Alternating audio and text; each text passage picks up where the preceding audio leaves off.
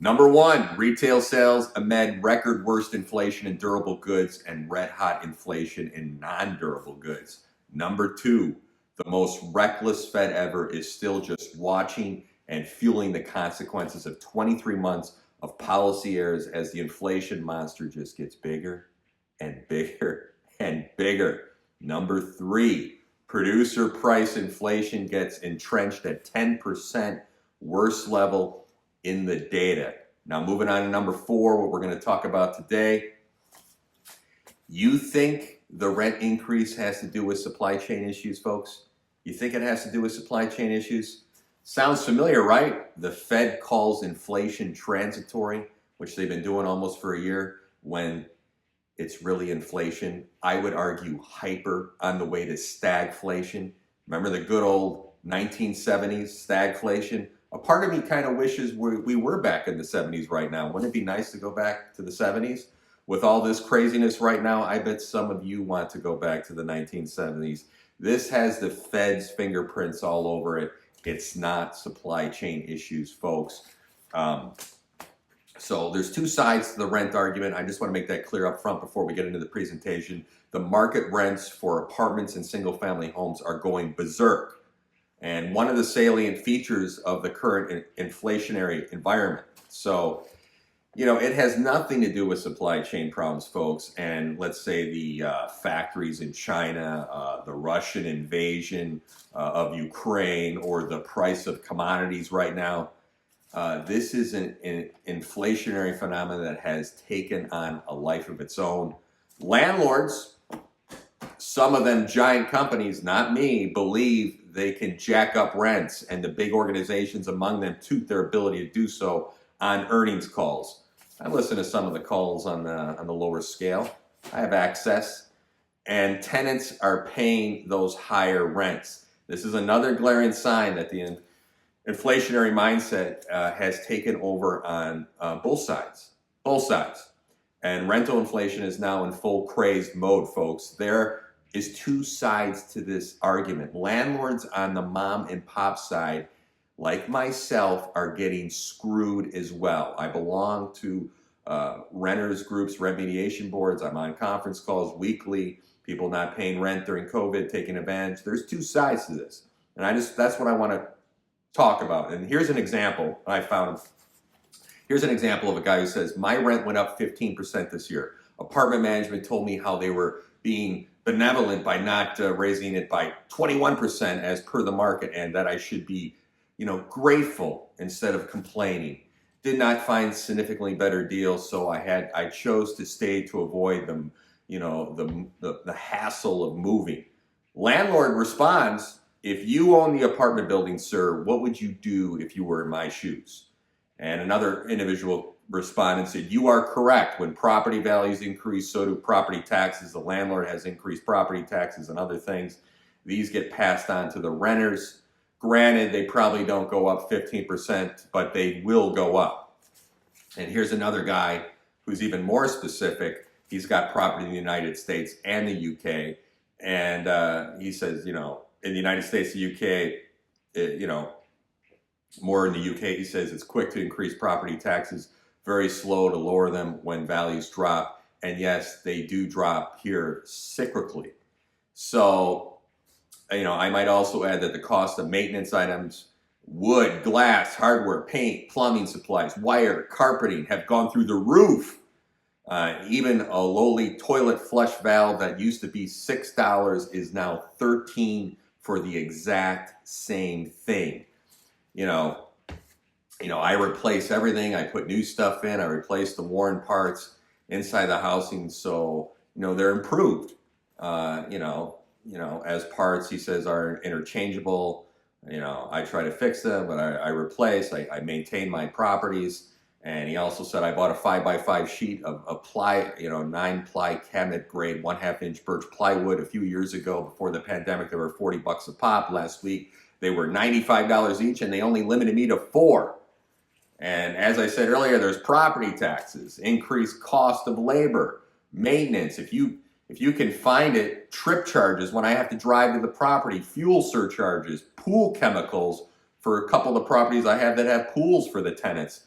So when added all together, it's a different picture. And most people miss the holistic picture of this. One can say, but my landlord didn't do anything to my unit and still raise the rent. However, folks, the landlord doesn't know when or if that roof will leak or someone flushes a small car down a toilet. I've had that. Tenant's kid screwed up the toilets in a house, costed me $900. So while it sounds like gouging on the landlord side, now on the surface, it does have some basics in reality for the property owner. You know, I do know that the cost of maintaining this pile of bricks and sticks have increased for us landlords, folks. And the labor, is static because in some instances, he said he does some of the work himself, but he does still have to hire people. And, I have to hire people too, more so than doing the work myself at this point when I used to do a lot of the work. So, for example, I just had to do $8,000 work on one of my properties. I didn't have any issues for 23 months, but I put a little money aside, which the tenants have to understand for these big issues, and all of a sudden, bam, and it comes in threes. I had to replace the garage door and all the motors, tent the house for termites, and I had to paint the exterior, $8,000. And so for all the tenants out there that are upset, I feel your heartburn. But you have to understand that landlords have property taxes that go up every year. We have insurance. We have maintenance costs every year, and we have to set money aside for maintenance costs if you're doing it right. So companies like BlackRock, on the other hand, are making life hell right now for everyone because they're going in and buying a ton of buildings. So I feel your pain there. But us mom and pops are hurting too. So rents for single-family houses across the U.S. jumped by 12.6% in January, according to the S&P CoreLogic today, based on the repeat rent method, which tracks rents of the same rental properties over time. Fastest year-over-year increase in over 17 years. The index measures rent changes among single-family rental homes, including condominiums, using repeat rent analysis to measure the same rental properties over time. So annual rent growth in January 2022 was more than triple the gain recorded in January 2021 and more than quadruple the increase from January of 2020. Let that set in. So check out this chart. Rent increase year over year. It's interesting. The 12.6% spike was the fastest, meanest year-over-year spike in the data going back to 2004. And the 10th month in a row of record rent increases. Rent increases varied by market and maxed out in Miami with a ridiculous, Miami came in at 39% spike year over year.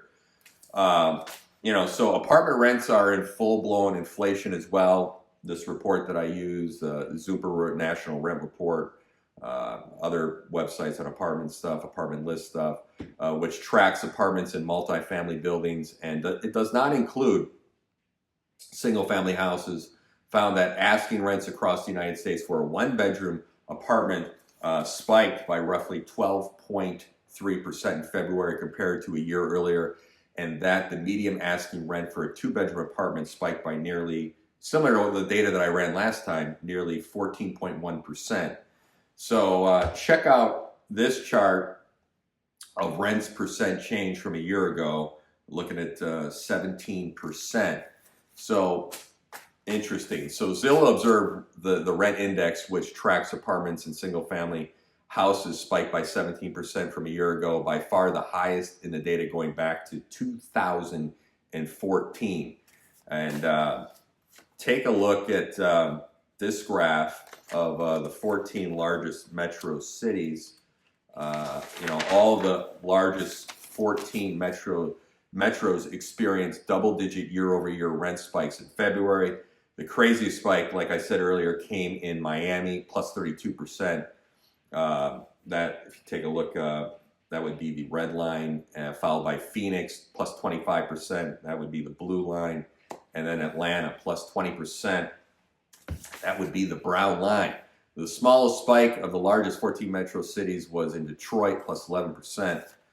Detroit, Metro City. So the inflation measure CPI is just starting to pick up the market rent increases. The two measures of CPI that track housing costs in apartments and single family houses, you know, rent of primary residence and owners equivalent rent of residences have started to rise, but they lagged market rents.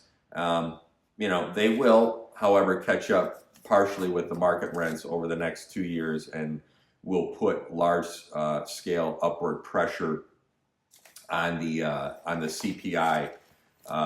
So, if you look at take a look at this graph of the CPI, you got the green, purple lines, which have both passed the 4% mark, and they have a long way to go in comparison to Zillow's observed rent index. If you look at that, and that would be the red line.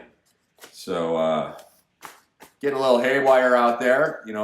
Rents, spikes like this, are considered good things for landlords, asset holders, the Fed's primary beneficiaries, but have devastating consequences for people who can't afford it. And two sides to this.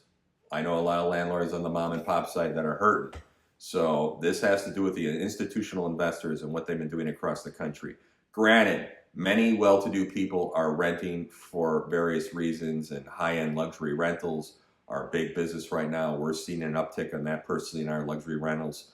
But the vast majority of renters who get hit by these kinds of rent increases have to tighten their belts and spend less in other areas. But prices in other areas are now spiking too, leaving these people in tough situations.